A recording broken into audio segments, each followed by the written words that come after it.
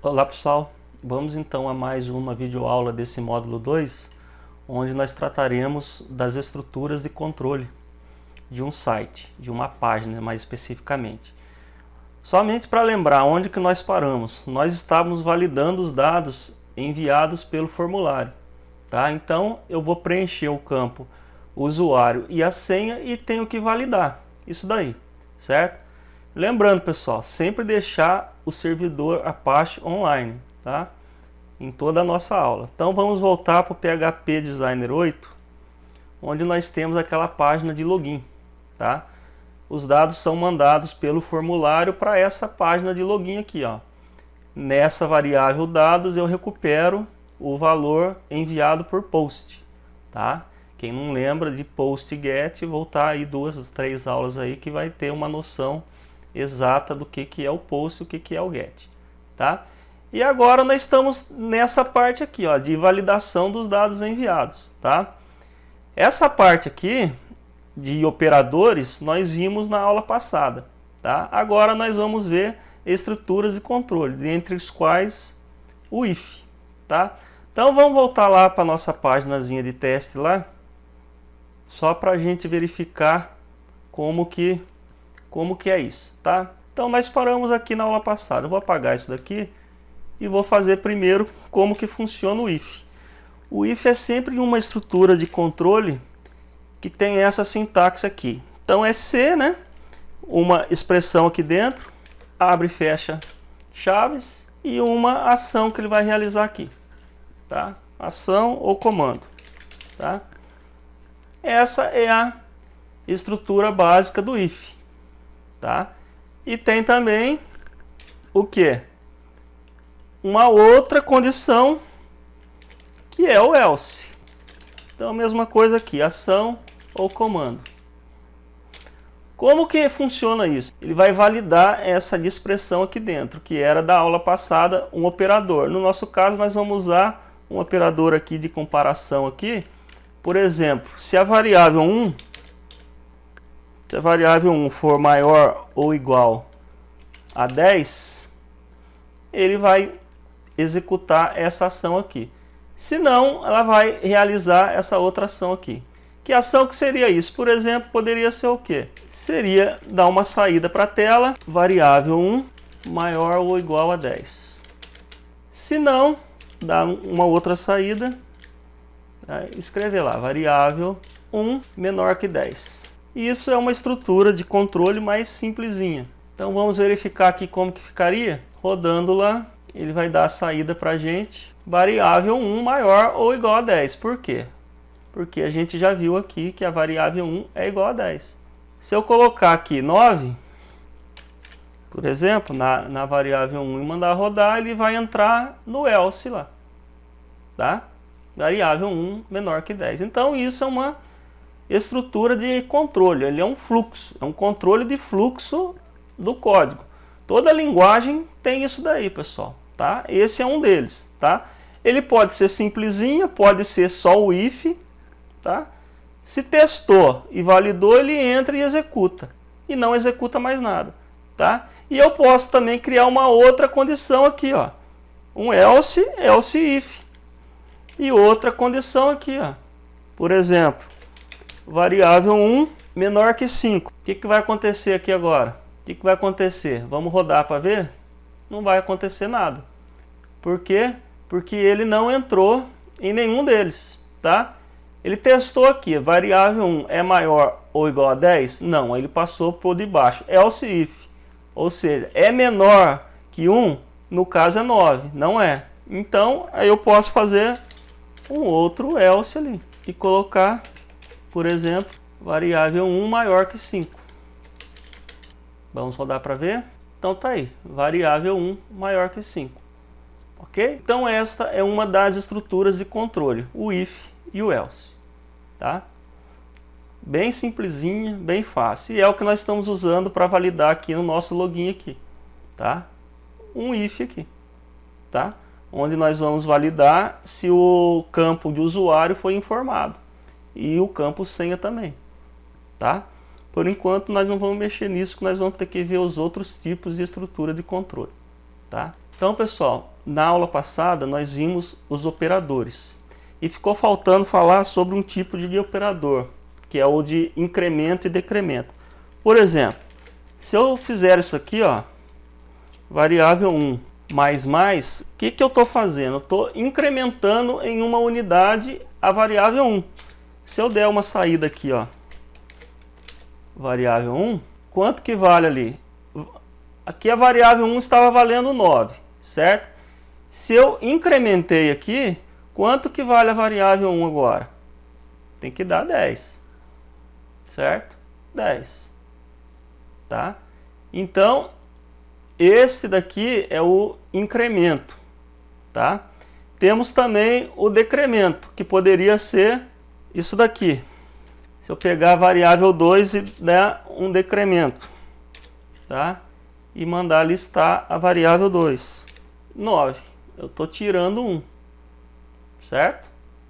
Então, a variável 2 valia 10, dei um decremento nela, ela ficou valendo 9, certo?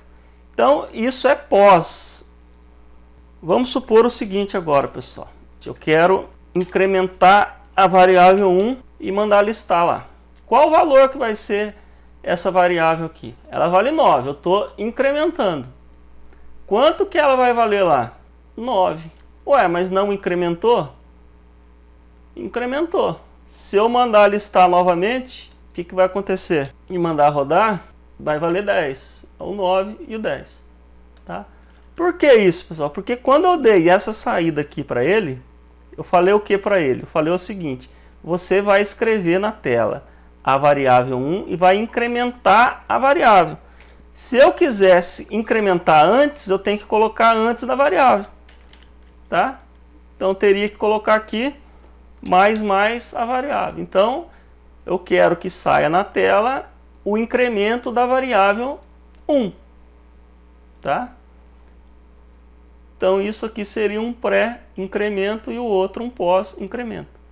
Tá? A mesma coisa vale para decremento. Então, pegar aqui a variável 1, vou dar um decremento antecipado nela. Vai valer 8. Tá? Se eu fizesse o contrário, como que ficaria? Ficaria um pós-decremento. Tá?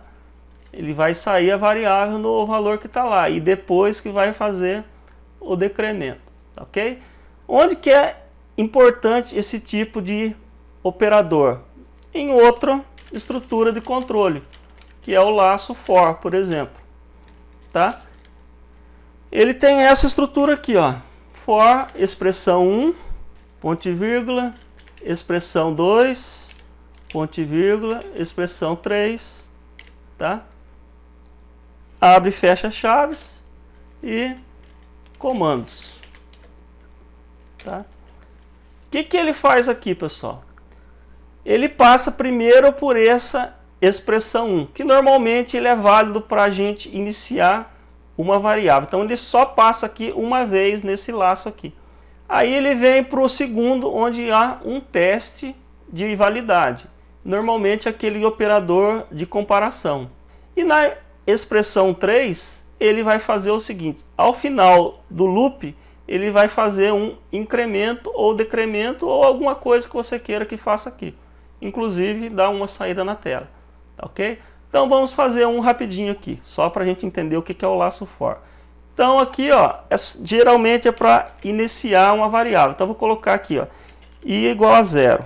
Na expressão 2, é para comparar alguma coisa para validar. Então, eu vou fazer aqui. Na expressão 2, i menor ou igual a 10. E na expressão 3 eu vou fazer o que? Eu vou dar o incremento nessa variável i, certo? Então vamos lá. I mais. E vou mandar listar o que? Somente como teste, vou dar um eco aqui, a variável i, concatenando com uma quebra de linha. Vamos rodar para ver? Então aqui está. Ele listou 0, 1, 2, 3, 4, 5, 6, 7, 8 até 10. Por quê? Ele começou aqui. Ele entrou nessa variável i igual a 0. Iniciou a variável em 0. Aqui ele testou, é menor ou igual a 10? É, então ele executa, presta atenção aqui que é muito importante aqui. Ele executa esta ação aqui e incrementa, mas só depois de executar a ação. Por isso que ele lista lá primeiro o 0. Certo? Listou o 0, 1, 2, 3, 4, 5, 6, certo? Até 10 e depois ele incrementa. No próximo, ele não passa mais aqui em i igual a 0, nessa variável igual a 0. Ele já cai para cá, por quê? Porque ele já vale 1, certo? Por isso que nessa primeira parte aqui do laço for, ele entra só uma vez, só no início do laço for, correto? Então, eu posso fazer também, usar um if aqui dentro. Por exemplo, se eu quiser fazer isso aqui, se o i for igual a 5, lembra-se disso? Operador de comparação ali. Eu vou querer que ele interrompa isso daí, saia do laço. Vamos jogar isso aqui para baixo, porque ele não vai executar se o i for igual a 5. Vamos ver como que fica. Rodando isso aqui. Então tá aqui. Deu 0, 1, 2, 3, 4. Como o i é igual a 5, ele interrompe. Então esse break aqui é para quê? Para interromper o laço for. Ok? Eu poderia fazer, em vez do break, um continue. Ok? Vamos ver? Continue, o que vai acontecer? Ele interrompe quando o i for igual a 5 e dá sequência novamente. Ao contrário do break. O break ele faz o quê? Ele para e sai do laço for. O continue, ele para aquela iteração. Ok? Então nessa iteração aqui, ele faz o quê? Ele entrou com i igual a 5. Testou. É igual a 5? É, então você continua. Ou seja, não faz mais nada do que está abaixo nessa iteração. O break era o contrário. O break ele interrompe o laço for. Tá? Isso vale também para outros operadores. Tá? Então nós vimos aqui o laço for. Ok? Com o incremento. Tá? Agora nós vamos ver um outro tipo de laço. E de estrutura de controle. Nós vamos ver o while. Tá? O while é essa sintaxe aqui. Então, while, mesma coisa, condição e executa os comandos. Okay? Então, enquanto essa condição for verdadeira, ele vai executar. Por exemplo, enquanto o i for menor ou igual a 20, eu vou fazer o quê? Eu vou dar uma saída nessa variável 1. Então, está aqui. Enquanto essa variável 1 for menor ou igual a 20, eu vou dar essa saída. Notem uma coisa, eu não estou incrementando essa variável 1. O que vai acontecer aqui? Ele vai entrar em um loop infinito, ele vai ficar escrevendo isso até travar o sistema, certo? Por quê? Porque eu não estou incrementando a variável, então muito cuidado com o comando while, tá? Então, comando while, aí eu vou ter que incrementar a variável 1. Ok? Variável 1, como que eu incremento mesmo? Mais. Quanto vale a variável 1? 9. É menor ou igual a 20? É, então ele vai listar. Tá? Vamos ver como é que vai ficar? Rodando isso daí. Então, 9, 10 até 20. Ok? A mesma coisa que foi feita para o laço for. Eu posso colocar um if aqui dentro também e testar. Se for um dado valor, eu paro ou continuo o programa. Depende. Por isso que é chamado de estrutura de controle. É para controlar o fluxo do seu site, da sua página, do seu código. Ok? E nós temos também o comando do while. Então, o do while faz o seguinte. Tá? Vou recortar isso daqui. Vou colar lá em cima porque esta é a sintaxe aqui. Ok? O que vai mudar agora? Vamos rodar para ver. Eu mudei aqui essa variável 1 para 21. Só para vocês verem o seguinte. Que ele vai rodar, vai executar e vai escrever 21. Por que isso? Porque é o seguinte. Quando eu faço o do while, ele sempre vai executar ao menos uma vez. Por quê? Porque ele executa primeiro e testa depois. O while, igual estava, não. Ele testa primeiro e depois executa. Então esta é a diferença básica entre os comandos do while e o while. O do while sempre vai executar uma vez, ok? E o while não. O while pode ser que não execute nenhuma vez, dependendo do teste aqui, ok? Então nós temos uma outra de estrutura de controle, que é o for each. Então nós temos essa estrutura do for each, tá? Então aqui é um array, sempre vai ser um array, tá? E aqui dentro os comandos, tá? O que nós vamos querer que ele faça? Então, como o for each ele é para um array, eu posso fazer isso daqui, ó. Que array que eu vou usar? Eu vou usar a variável 4 lá, por exemplo. Var 4 e vou querer que ele faça o seguinte: chave, já vou explicar o que é isso, e valor, tá? E eu vou querer que ele me escreva aqui, me dê uma saída assim. Ele funciona o seguinte, ó. Um array, nós já vimos que ele tem uma chave, ou seja, uma posição lá, que é sempre 0, 1, 2 e 3 no caso aqui, tá? E um valor, que é o conteúdo aqui, que é 10, 20, 30 e 40, certo? O for each, ele faz o seguinte, ele varre todo esse array, elemento por elemento, tá? Então, como que vai funcionar aqui? Vamos rodar para ver? Rodando aqui, ele escreveu que na posição 0, na chave 0, tem o valor 10, na chave 1 tem o valor 20, na chave 2 tem o valor 30 e na chave 3 tem o valor 40. Isso é muito importante. Esse for each é um comando muito importante e muito útil para a gente validar dados de formulários e trabalhar com banco de dados, porque ele vai trazer sempre um array. Então, para manipular o array, esse é muito fácil, ok?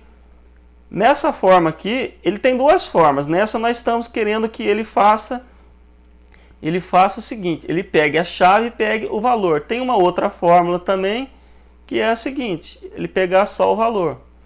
Então é essa sintaxe aqui. A variável 4, tá? Que é um array como valor, tá? Só que aqui então não tem mais isso aqui. O que ele vai fazer? Ele vai só listar o valor. Vamos ver? Então tá aqui, ele só listou o valor de cada elemento do array, sem pegar a chave. Então se eu quiser somente um elemento, somente o valor de cada elemento, eu pego nessa sintaxe mais simplificada aqui. Caso contrário, eu faço aquela estrutura lá de chave e valor. Ok? Então esse é o comando for each, que é muito útil para a gente usar lá nos nossos arrays lá para validar dados de post, de get e de banco de dados, se for o caso. Ok? Nós temos um outro tipo agora, que é o switch, tá? Tem essa sintaxe aqui. Aqui eu tenho uma expressão que eu vou validar, tá? Chaves, e aí eu tenho aqui, por exemplo, case. Eu faço um teste e executo um comando, tá? Isso aqui para vários casos, tá? Então essa é a sintaxe. Por exemplo, case de novo, alguma coisa, tá? Outro comando. Por exemplo, eu vou fazer o seguinte, eu vou fazer ainda com a variável 1. Eu vou testar a variável 1, tá? E vou verificar case 21, que comando que eu vou dar aqui? Vou escrever aqui, por exemplo, variável 1 igual a 21. Posso fazer assim também, case, por exemplo, 22, a mesma coisa. Variável 1 igual a 22. Vou colocar um BR ali só para dar uma quebra de linha em todas elas. E aí eu tenho um também que é o default, por exemplo. Eu posso dar uma saída também para ele. Nota que coisa interessante, pessoal. Eu vou colocar aqui, eu vou mandar rodar esse switch case aqui só para a gente ver essa estrutura de controle aqui, Só para a gente ver como que funciona. Notem o seguinte. Ele entrou na variável 1, escreveu que é 21, depois 22, e é diferente de 21 e 22. Notem bem. Ele entrou aqui, ó, nessa situação aqui. Ele pegou a variável 1 aqui, ó, switch, variável 1. Caso for 21, ele lança, mas acontece o seguinte, um probleminha aqui. Sempre que ele entra em uma desses casos, ele executa o que está abaixo dele. Vamos mudar aqui para 22, só para a gente ver essa situação aí. Eu vou rodar. Note que ele entrou em 22 agora e escreveu também a mesma coisa de baixo. O que está faltando aqui então? Está faltando um break. Tá? Então, por quê? Se ele executar, se ele fizer o teste lá e constatar que ele é a variável 1 é 22, ele já para essa execução aí. Ok? A mesma coisa. Então, o break é muito importante nessa situação. Para esse caso aqui do switch case. Tá? Não pode esquecer dele aqui. Tá? E o default a mesma coisa. Tá? Vamos mudar agora. Vamos fazer o teste com 22 mesmo. Vamos rodar para ver. Ele entrou no 22 e não executou a parte de baixo. Se eu mudar a variável ali para 21 e mandar executar, vai ser a mesma coisa. Entrou e saiu, porque ele já achou a variável. E se eu mudar lá para 23? Se eu voltar lá para 23 aqui, essa variável, por exemplo, ele vai ter que ir para o default, que é um ou outro. Ok? Onde que usa bastante esse switch? Esse switch é como se fosse um if. Então, quando eu tiver vários if, else, eu posso usar o switch em vez dele. Ok? Fica uma sintaxe mais elegante do que um switch, que um if alinhado lá. Ok? Então, basicamente, nós temos essas estruturas de controle aí. Tá? Tem mais algumas estruturas que nós vamos falar quando elas forem aparecer em funções, que é no caso de retornar um valor de uma função, tá? E temos também aquelas para incluir página ou incluir parte de um código em umas páginas, ok? Só voltando então para a nossa página de login, agora a gente já consegue validar aqui, tá? Então, se dados do usuário for igual a vazio, ou a senha for igual a vazio, vai tomar uma ação. Então a gente já está entendendo essa parte aqui. Essa ação que nós vamos tomar aqui, nós vamos ver na próxima aula. Ok? Até lá então, pessoal.